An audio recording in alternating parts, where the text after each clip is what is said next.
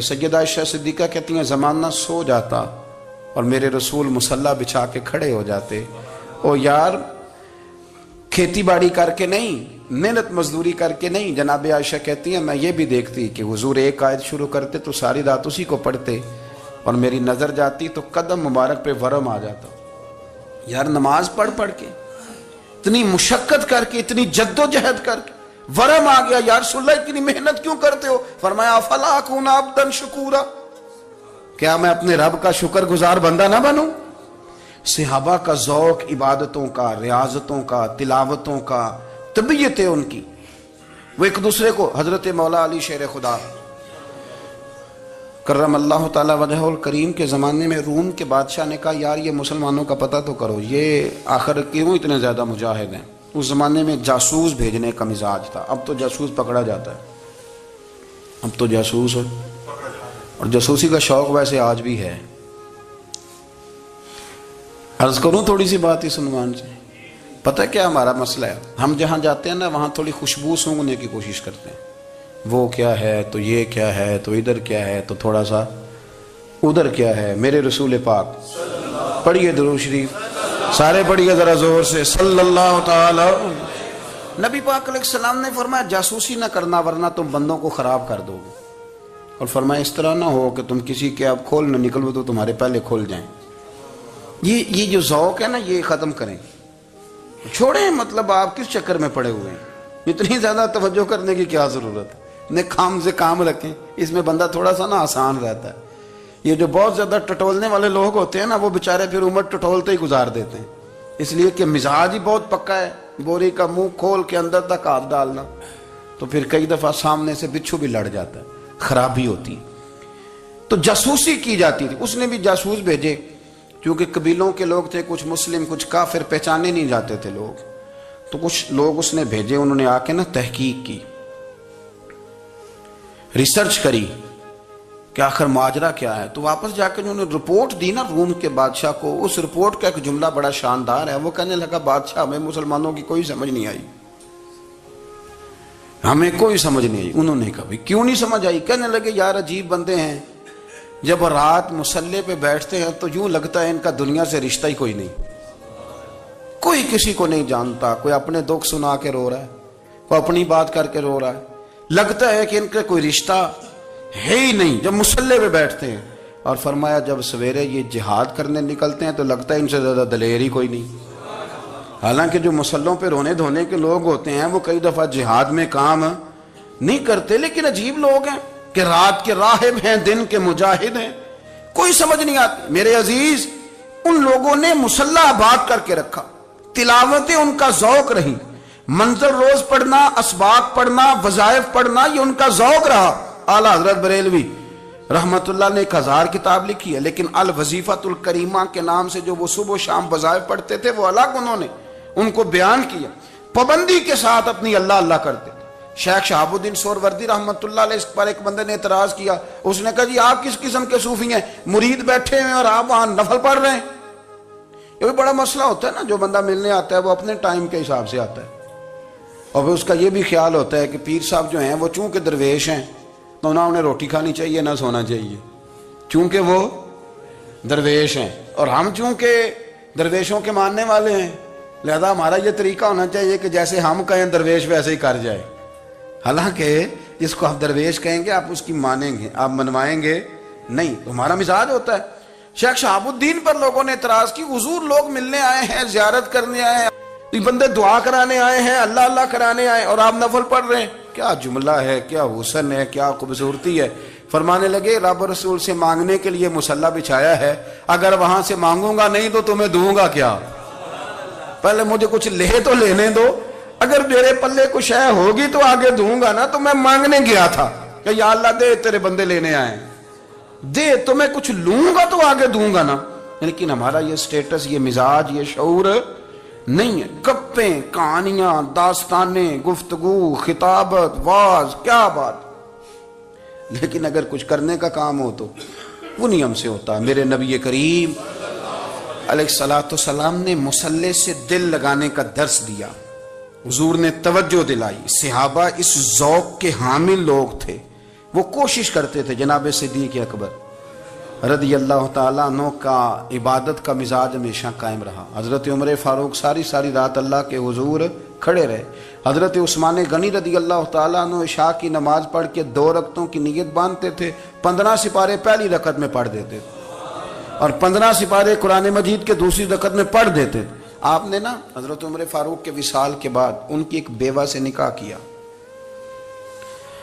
حضرت عثمان غنی نے نکاح کیا. وہ خاتون آپ کے نکاح میں آئیں تو عرض کرنے لگیں امیر المومنین میرے لیے اعزاز تو بہت ہے کہ میں امیر المومنین کی بیوہ تھی تو امیر المومنین کی منکوحہ ہو گئی ہوں، لیکن حضور نہ تو میں جوان ہوں کہ میرے اندر رغبت ہوتی اور نہ میں اب اس قابل ہوں کہ کوئی خدمت کر سکوں، میرے ساتھ نکاح کی وجہ کیا بنی؟ تو عثمان غنی رو پڑے. فرمانے لگے میں نے عمر فاروق کو مسجد میں اپنے رب سے ڈرتے ہوئے دیکھا ہے، میں نے اسے روتے ہوئے دیکھا ہے، عدل کرتے دیکھا ہے، انصاف کرتے دیکھا ہے، امت کی خیر خواہی کرتے دیکھا. تمہارے ساتھ نکاح اس لیے کیا ہے کہ تم مجھے یہ بتاؤ کہ عمر فاروق گھر کے اندر اپنے رب کو کیسے راضی کرتے تھے، گھر کے اندر کیسے راضی کرتے تھے، وہ طریقے بتلاؤ، تم بتاتی جانا اور میں بھی اسی طرح گھر میں عبادت کروں. میرے رسول کریم علیہ السلام نے ارشاد فرمایا، حضور فرمانے لگے جس گھر میں اللہ کا ذکر ہوتا ہے وہ گھر زندوں کا ہے، اور جس گھر میں رب کریم کا ذکر نہیں ہوتا وہ گھر زندوں کا نہیں ہے. گھر نا ہم نا کتابوں میں پڑھتے ہیں کہ ایک بزرگ کہتے ہیں، حضرت فضیل بن عیاض کہتے ہیں کہ میں ایک گلی سے گزر رہا تھا تو گھر کے اندر کسی قاری سامنے قرآن کی آیت پڑھ دی وَلِمَنْ خَافَ مَقَامَ رَبِّهِ جَنَّتَانِ، میں میرے کانوں سے ٹکرائی تو اللہ نے میری کایا ہی پلٹ دی، میں توبہ کر گیا. اب گھر کے اندر سے آواز آئے تو صحیح نہ تلاوت کی، پر اندر سے آواز آتی نہیں، یا ڈیک بجنے کی آواز آتی ہے، یا ٹی وی چلنے کی آواز آتی ہے، یا دھوم مچانے کی آواز آتی ہے. عبادت کا وہ جو خاص شوق تھا، وہ جو حسن تھا، وہ جو توانائی تھی، وہ جو بات تھی. ایک جگہ پہ ہم بیٹھے تھے تو وہاں ایک صاحب آئے اور انہوں نے آتے ہی کہا کہ مہربانی کریں ذرا مجھے مصلی دے دیں، میرے نہ کچھ نفل رہ گئے. تو میں نے وضو کر لیا تو کوئی مصلی مل جائے. مصلی انہیں دے دیا گیا، وہ مصلی لے کے چلے گئے تو پیچھے ایک صاحب نے تبصرہ کیا، کہنے نے کتنا ریاکار بندہ ہے، لوگوں کو دکھا رہا ہے کہ میں نفل پڑھتا ہوں، ہے کو بات کرنے والی. میں نے اسے کہا، میں نے کہا تو مہربانی کرنا اس طرح کی ریاکاری تو بھی کر، پکڑ مصلی اور جا تو بھی تھوڑی ریاکاری کر کے آ، اٹھ ذرا شکر کر کوئی یہ ریاکار بھی ملا ہے، کوئی نفل پڑھ کے ریاکاری کر رہا ہے. اللہ کا میں کہتا ہوں کو پڑھے تو صحیح نہیں، یہ کوئی دور ہے نفل پڑھنے کا؟ اس میں تو لوگوں کا مزاج ہی نہیں، طبیعت ہی نہیں. میں نے کہا چل مہربانی کر یہ لے مصلی اور تو بھی جا تھوڑی سی یا کر یا ریاکاری کرو تو صحیح نا، مزاج ہی نہیں، ذوق. جمعے کی نماز پڑھ کے یوں دنیا بھاگتی ہے، او ہو پتہ نہیں کون سی پیچھے آگ تھی جو بجھائی جائے گی. اور آج تک لوگ مسئلہ پوچھ رہے ہیں کہ جمعے کی بعد والی سنتیں کتنی ہوتی ہیں. میں نے کہا کتنے سال ہو گئے جمعہ پڑھتے، کتنے سال ہو گئے، ابھی تک سنتوں کا نہیں پتا، ابھی تک نے علم کے پہلے کتنی رکھتے ہیں اور بعد میں کتنی رکھتے ہیں. فجر کی سنتیں کب پڑھنی چاہیے، سنو فجر کی سنتوں کے بارے میں. میرے رسول کریم سید عالم صلی اللہ تعالی علیہ وسلم سے ایک صحابی نے پوچھا تھا، حضور میری فجر کی سنتیں رہ گئیں یا رہ جاتی ہیں تو حکم کیا ہے، کیا انداز ہے حضور کا. بخاری مسلم کے لفظ سنو، حضور سید عالم صلی اللہ علیہ وسلم فرمانے لگے، اس نے کیا پوچھا تھا، حضور جواب کیا دیتے ہیں، فرمایا فجر کی سنتیں کبھی نہ چھوڑنا، فجر کی پہلی 2 سنتیں کبھی نہ چھوڑنا. یا رسول اللہ صلی اللہ تعالی علیہ وسلم میری رہ گئی ہیں، رہ جاتی ہیں. فرمایا فجر کی 2 سنتیں نہ چھوڑنا، فرمایا فجر کی پہلی 2 سنتیں مجھے دنیا اور دنیا کے اندر جو کچھ ہے وہ سب سے زیادہ پیاری ہے.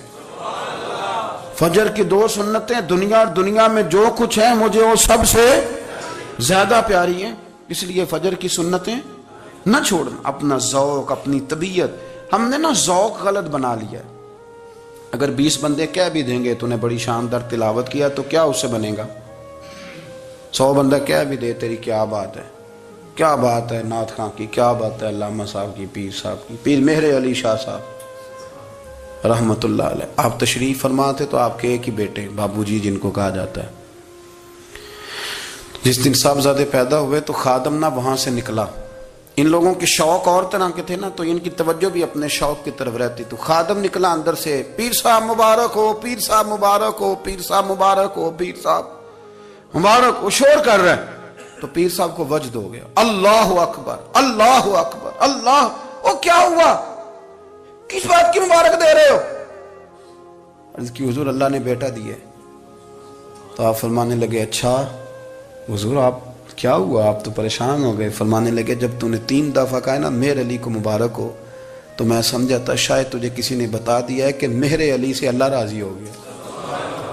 میں سمجھا تھا کہ شاید تو یہ خبر لے کے آیا ہے کہ کسی نے بتایا ہے کہ مجھے آج خبر ملی ہے کہ مہر علی سے رب اچھا پتر ہوا ہے، الحمدللہ اللہ کا شکر ہے، پر میرے لیے مبارک کا دن وہ ہوگا جب میرا رب کہے گا کہ میں مہر علی سے راضی ہوں، میرے محبوب کہیں گے کہ میں مہر علی سے، آپ بات کو سمجھیں۔